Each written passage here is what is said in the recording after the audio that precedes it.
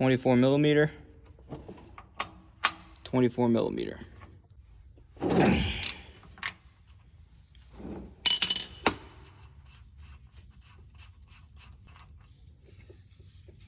Make sure you get the crush washer.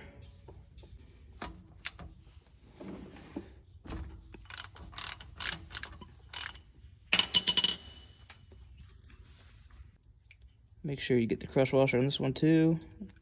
There it is. New crush washer.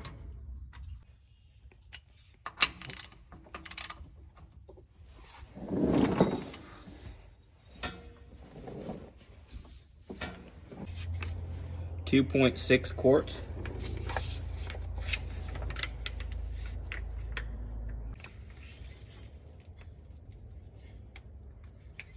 Take your new crush washer, put it on your fill plug.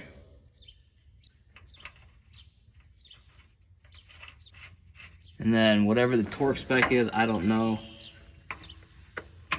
Go ahead and just make her snug.